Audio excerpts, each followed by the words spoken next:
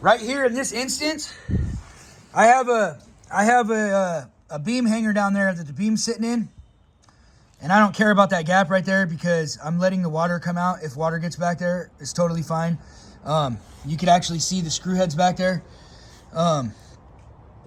You could drill little holes right there to get your beam to slide tight.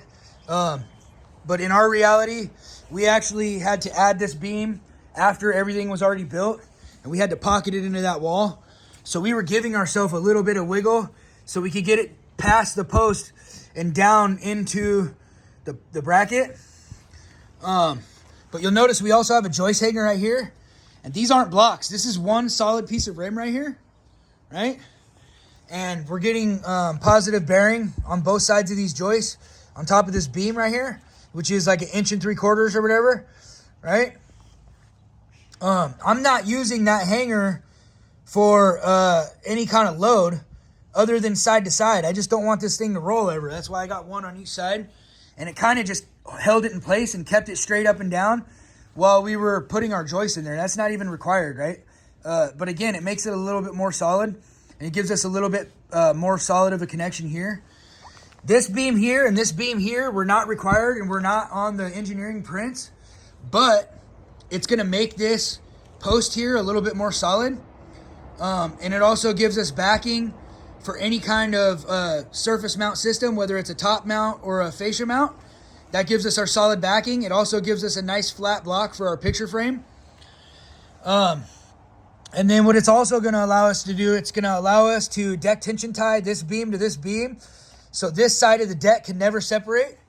And then we're going to do all thread probably right here with what I call a butterfly, but they're actually DTT2Zs. So I'll do that here with a piece of all thread. And then I'll do it over here.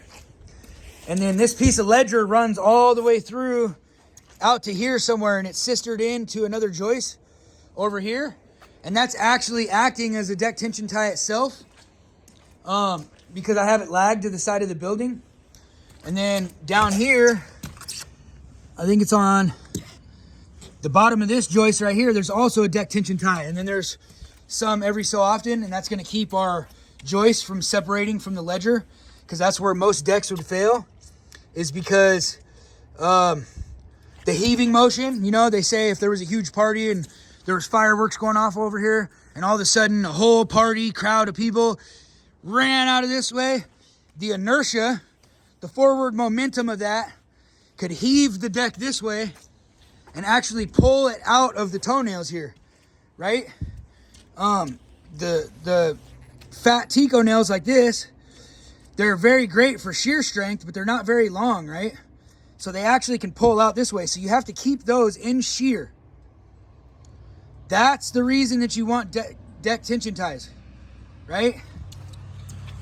These toenails, the shear nails, those are actually for uplift. So that's to keep your joist sitted down into your bracket. It's not actually to keep your joist from pulling out this way. So that's the point of the deck tension ties. If you look, this post has to go all the way to the roof. It's engineered that way. Again, it has to go all the way from the ground connection all the way up to the roof, uninterrupted. You can't notch it. You can't weaken it. That's what it calls for. Now, when we originally built this deck, the framers of the house actually put the wrong post here, which you see in another one of my videos. This was originally a 6x6 post. It's not my responsibility because I didn't frame the house. They had to come back and had to replace this post. They did that after I had all the beams and everything set. They came back and they put the right post in there. That's why people in the other video that I posted were saying that these screws were too close to the edge. And they were right. That being said, that wasn't the point of my video. So that's why I didn't really care about that statement. Now you see that there's actually room here. And this is an inside flange hanger or a concealed flange hanger. So now the screws the SDS screws are away from the edge. So it's not going to split out as easily. We can also tension tie this to this.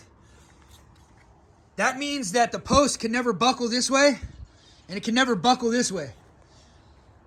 Being as tall as it is, that's actually adding, and it's actually giving more strength to what the engineer had originally called for.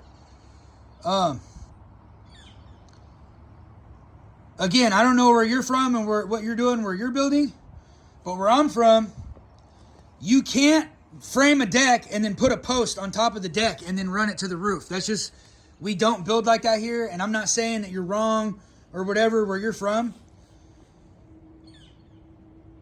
but your experience should tell you that regardless of what IRC says, every region that you're from is slightly different than the actual IRC, because your region adopted certain versions of that code in order to account for certain things in your area, whether that's climate, soil condition,